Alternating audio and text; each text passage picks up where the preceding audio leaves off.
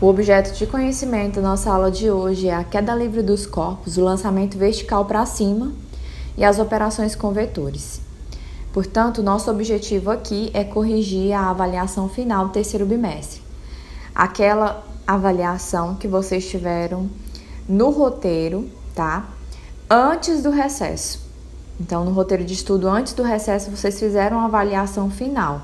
O bimestre que nós estamos cursando atualmente é o quarto bimestre.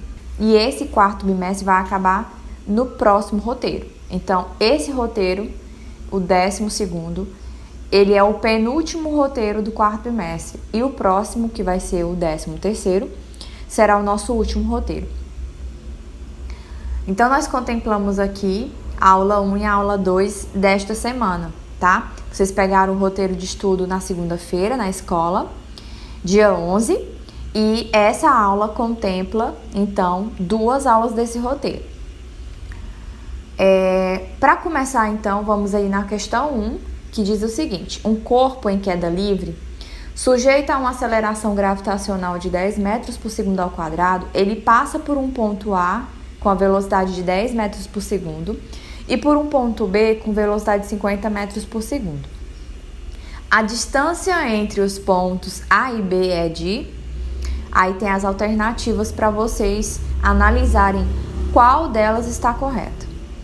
Mas, primeiramente, vamos analisar os nossos dados. O que nós temos? Nós sabemos que a velocidade no ponto A, ela é uma velocidade inicial, tá? Então, no ponto A, consideraremos esse ponto A como um ponto inicial e a velocidade nesse ponto vai ser a nossa velocidade inicial. E ela vale 10 metros por segundo, ok? Agora, a velocidade no ponto B, ela vai ser a nossa velocidade final. Vai ser a velocidade no ato final da nossa medição. E ela vale 50 metros por segundo. Outra informação importante que ele fala é a aceleração da gravidade, que ele fala que é 10 metros por segundo ao quadrado. Então, nós vamos considerar esse valor. E ele pergunta a distância entre os pontos A e B. Então, eu quero saber a variação de espaço percorrida por esse corpo que estava em queda livre. Eu posso utilizar aqui tanto um ΔS quanto um ΔH, tá? Por se tratar de queda livre, cairia super bem um H aqui de altura. Mas a gente vai utilizar o S mesmo, tanto faz, não tem problema. Então, a gente utiliza aqui a equação de Torricelli, né? E na equação de Torricelli, eu posso descobrir qual foi esse deslocamento, né? Na vertical, considerando que eu saiba as outras informações, e eu sei. Então, a velocidade final foi me fornecida, a velocidade inicial foi fornecida e a aceleração gravitacional também. Fica, então, 50 ao quadrado, que é igual a 10 ao quadrado, mais 2 vezes 10 vezes a variação desse espaço. 50 ao quadrado dá 2.500, 10 ao quadrado dá 100, 2 vezes 10 dá 20. A gente conserva o sinal mais aqui, por quê? Porque o corpo estava em queda livre. Ele não estava sendo lançado para cima, mas ele estava caindo. E se ele estava caindo na mesma direção e sentido da aceleração gravitacional. Por isso que o sinal é positivo. E aí, então, eu vou passar esse 100 que está do lado direito para o lado esquerdo, ele vem negativo. E 2.500 menos 100 fica 2.400. Veja só que a gente não mexeu com o 20 vezes a variação do espaço. Ele permaneceu do lado direito. E assim, a gente vai fazer aqui um método algébrico da matemática, que é passar 20 vezes a variação do espaço para o lado esquerdo e passar o 2.400 para o lado direito, tá? Como eu vou fazer essa troca, os dois vão permanecer com os mesmos sinais. Sinais são positivos, vão continuar positivo. Bom, agora eu vou isolar a variação do espaço. Para isolar a variação do espaço, eu passo o 20 dividindo e fica 2.400 dividido por 20, que dá 120 metros. Então, a alternativa correta é a letra B. Na questão 2, essa aqui é uma questão teórica. né? Então vamos analisar do que se trata ela e qual a teoria base para a gente se fundamentar na resposta. Então a questão 2 diz o seguinte: foi veiculada na televisão a propaganda de uma marca de biscoitos com a seguinte cena: um jovem casal está num mirante sobre um rio e alguém deixa cair lá de cima um biscoito.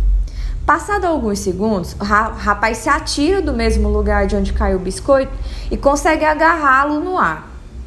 Em ambos os casos, a queda é livre, as velocidades iniciais são nulas, a altura da queda é a mesma e a resistência do ar é nula, ou seja, não existe resistência do ar. Para Galileu Galilei, a situação física desse comercial seria interpretada como? Aí nós temos as alternativas, das quais começam com a palavra impossível ou possível. Aí tem a justificativa logo após. Primeira coisa que você tem que saber é que, de acordo com os estudos de Galileu, a queda livre, mesmo os corpos de massas diferentes chegariam ao chão ao mesmo tempo, pois estariam sujeitos à mesma aceleração gravitacional. E a gente não considera que exista ar presente, né? E na situação descrita, realmente não há ar presente. Porém, tem um detalhe: os corpos lançados, eles são lançados ao mesmo tempo. Por mais que eles tenham massas diferentes, mas eles são lançados ao mesmo tempo. E se eles são lançados ao mesmo tempo, eles chegam realmente ao chão ao mesmo tempo. Então não faz sentido o rapaz pegar o biscoito no ar, mesmo ele tendo se lançado da ponte, do mirante, depois que o biscoito caiu, né? Mas vamos ver aqui. A aceleração da gravidade, que é representada pelo G, é um tipo de aceleração que é produzida pela atração gravitacional entre dois corpos, ou seja, o biscoito e a Terra. Então, quem puxa o biscoito é a Terra. Essa é a aceleração gravitacional, mas ela é produzida pelo corpo Terra, pelo corpo maior. Então, o corpo biscoito é atraído pela Terra. Quando o rapaz também se joga do mirante para pegar o biscoito, ele também vai sofrer a ação da aceleração gravitacional, da mesma forma que o biscoito. E quando se trata da aceleração de um corpo, quando ele está em movimento de queda livre, o valor dessa aceleração independe da massa. Mesmo então o rapaz sendo maior, tendo mais massa que o biscoito, a aceleração da gravidade não vai influenciar para que ele seja mais rápido na queda devido a seu peso, tá? Então a alternativa mais cabível no momento, né, é que isso não é possível, tá? Então a gente já elimina a letra B e a letra C, e a gente fica com a letra A e a letra D. A letra A diz assim: é impossível porque a altura da queda não era grande o suficiente. Isso não é justificativa para a gente estar mencionando, não, porque a aceleração da gravidade, ela funciona muito bem em alturas pequenas ou baixas alturas, como você queira interpretar. Então a alternativa correta é a letra D. É impossível, porque a aceleração da gravidade não depende da massa dos corpos. Então, porque o rapaz ele tinha maior massa, ele conseguiu alcançar o biscoito no ar. Não. Isso não é possível. Por quê? Porque ele se lançou depois que o biscoito caiu, né? Então foi em tempos diferentes. Portanto, não seria possível esse biscoito ser apanhado no ar. Terceira questão. Uma esfera de massa igual a 3 kg é solta do alto de um prédio. Ela é solta. Então ela não vai ser lançada. Não vai ser jogada. Ela foi solta do alto de um prédio, cuja altura é de 30 metros. Calcule a velocidade aproximada dessa esfera quando ela atinge o chão, considerando a aceleração da gravidade como 10 metros por segundo ao quadrado. Aí nós temos as alternativas e nós vamos verificar qual das alternativas está correta. Mas primeiro, venhamos aos dados. Primeira coisa, como essa esfera foi solta, a velocidade inicial dela é nula, é 0. Mas ele fala que posteriormente, a uma certa altura, da qual eu não sei, ela atinge aí, ó, uma altura de 30 metros, não é? E eu não sei qual é a velocidade que ela tá nessa altura de 30 metros. Mas a gente sabe a aceleração da gravidade e sabemos então que ela percorreu um espaço de 30 metros. Sabendo então desses dados, a gente vai usar a Torricelli, porque a gente não sabe o tempo, e quando a gente não sabe o tempo, a gente usa a Torricelli. A velocidade final é igual à velocidade inicial mais 2 vezes a aceleração da gravidade vezes o deslocamento sofrido por essa esfera. Vai ficar então que a velocidade final é o que eu quero descobrir, então a gente conserva v ao quadrado. Aqui é um zero porque ela foi solta. Esse 2 é uma constante mesmo da equação. O 10 da aceleração e o espaço é de 30 metros, né? 2 vezes 10 dá 20, 20 vezes 30 dá 600. Aí eu quero tirar o quadrado daqui porque eu não quero saber a velocidade ao quadrado, eu quero só a velocidade. Então fica a raiz quadrada de 600 que dá 24,5 metros por segundo. A alternativa correta é a letra B. Na quarta questão, ele fala que um objeto é abandonado do alto de um prédio e inicia uma queda livre, sabendo que esse objeto leva 5 segundos para atingir o chão. Calcule a altura desse prédio considerando a aceleração da gravidade, 10 metros por segundo ao quadrado. E nossos dados da questão, então, são de que a velocidade inicial é zero. Por quê? Porque o objeto foi abandonado. O tempo é de 5 segundos, a aceleração gravitacional continua sendo 10 metros por segundo ao quadrado. E eu quero saber o deslocamento. A gente precisa utilizar a equação do espaço, porque eu quero saber o deslocamento e ele me deu o tempo. Então, essa é a função horária do espaço para o movimento uniformemente variado. Se eu passar o espaço inicial que está à direita para a esquerda, ele passa com o sinal trocado, então, ó, fica negativo. E isso aqui significa variação do espaço, porque espaço final menos espaço inicial é variação do espaço. Então, a gente já sabe que ΔS é variação do espaço e é justamente o que eu quero descobrir. Foi por isso que eu fiz esse arranjo aqui na nossa função. Tá? Agora é só substituir os nossos dados. A velocidade inicial é 0, o tempo é de 5 segundos, a aceleração da gravidade é 10, né? Então fica aqui, ó, isso aqui vai embora porque 0 vezes 5 é 0, 10 dividido por 2 dá 5, 5 vezes 2 ao quadrado é o que nós temos, então 5 ao quadrado é 25, 25 vezes 5 dá 125 metros, então a nossa alternativa correta é a letra D. Na questão 5, ele fala que um corpo é jogado verticalmente para cima. Se ele é jogado, ele teve que ser lançado, né? Para cima, ele só sai se for lançado. A partir do solo, tá? Então, o nosso ponto de referência é o solo. Com a velocidade inicial de 30 metros por segundo, é possível determinar o tempo... Faltou um que aqui? O tempo que ele retorna ao solo é de... Não, é possível determinar que o tempo que ele retorna ao solo é de... Então, assim, qual o tempo que ele demora para subir e descer, né? Então, vamos analisar aqui. Esse vai ser o nosso tempo de subida e esse é o nosso tempo de descida. Ele vai sair do solo e vai retornar ao solo, tá? O tempo de descida é igual ao tempo de subida, porque ele vai sair e voltar para o mesmo ponto. Considerando isso, o tempo que ele leva para subir e descer, eu posso dizer que é 2 vezes o tempo que ele demorou para subir.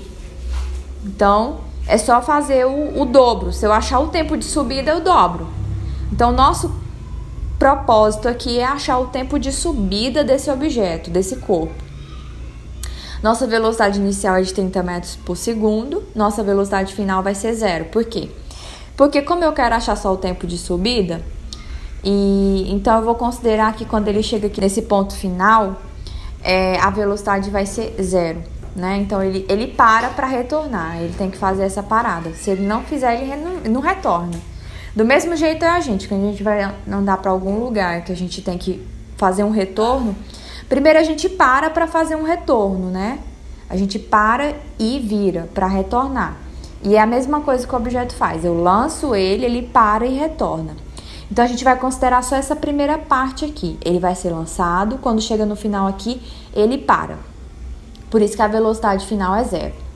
Por que eu estou considerando só essa primeira parte? Porque eu já sei que para achar o tempo total, basta eu achar o tempo de subida e dobrar. A aceleração é 10 e eu quero saber o tempo de subida, né? Aqui eu vou utilizar a função horária da velocidade, só que agora no movimento vertical, tá? Então ela vai ficar mais ou menos assim. Por que vem um sinal negativo aqui? Porque a gente está lançando ela contra o sentido da aceleração da gravidade. Então o movimento vai ser retardado, né? À medida que ela vai subindo, vai diminuindo a velocidade, até que quando chega aqui nesse ponto, 0. Aí a gente já sabe que a velocidade final é 0, a inicial é 30, a aceleração é 10 negativa porque o objeto foi lançado contra a aceleração gravitacional e eu quero saber o tempo. Eu vou passar então esse 10 vezes o tempo para o lado esquerdo da igualdade, ele está negativo, vai passar positivo. E aí eu vou isolar o tempo, vai ficar 30 dividido por 10, que dá 3 segundos. Esse é o tempo de subida do objeto, do corpo. Como eu sei que ele não quer o tempo de subida, ele quer o tempo que ele demora para ir e voltar, então eu tenho que dobrar esse valor, né? Então 2 vezes 3 vai dar 6 segundos, a resposta certa é a C. E nossa última questão, que é uma questão extra, a questão 5 e a questão 6 são extras. Nós vamos agora fazer uma operação com vetores, tá? Então, nós temos 2 vetores, o vetor A e o vetor B. E os módulos desses vetores, respectivamente, valem 3 e 4 unidades, tá? Determine graficamente o vetor soma. Então, o vetor soma é o que a gente chama também de vetor resultante. E eu vou calcular esse módulo dele. Primeiro, eu coloco o vetor B, que vale 4, né, o módulo dele. Aí, eu vou utilizar aqui a regra do paralelogramo, tá? Eu já expliquei isso em vídeos anteriores. Como é que é essa regra? Eu pego origem com origem. Então, essa é a origem do vetor A e essa é a origem do vetor B. Eu vou unir origem com origem. Esse é o vetor B, o vetor A. Eu uni a origem do vetor A com a origem do vetor B. O vetor B vale 4 e o vetor A vale 3. Agora eu vou fazer as sombras, né? Vou projetar a sombra dele. Qual seria a projeção do vetor B? É essa. E qual seria a projeção do vetor A? É essa. E aí eu vou partir da interseção das origens desses vetores até a interseção das projeções. E esse é o nosso vetor soma, que é o vetor resultante. Esse eu descobri graficamente o vetor soma, mas aí qual é o módulo desse vetor? Para achar o módulo dele, eu tenho que analisar como que esses vetores componentes, que é o vetor A e o B, estão dispostos, né? E eu percebo que tem um ângulo de 90 graus, ou seja, eles estão perpendiculares entre si. Se eles estão perpendiculares entre si, eu vou ter que calcular o módulo do vetor soma a partir de Pitágoras, né? Que é o quadrado do vetor soma é igual ao quadrado do vetor A mais o quadrado do vetor B. Vai ficar, então, 3 ao quadrado mais 4 ao quadrado. 3 ao quadrado dá 9, 4 ao quadrado 16. E como eu não quero o quadrado do vetor soma, eu só quero o vetor soma, eu tenho que sair com esse quadrado daqui, ele passa com a raiz. Então, fica a raiz de 25, tá? Porque eu somei 9 mais 16 deu 25. E a raiz de 25 é 5. Esse é o módulo do vetor soma, portanto, a resposta certa é a letra D.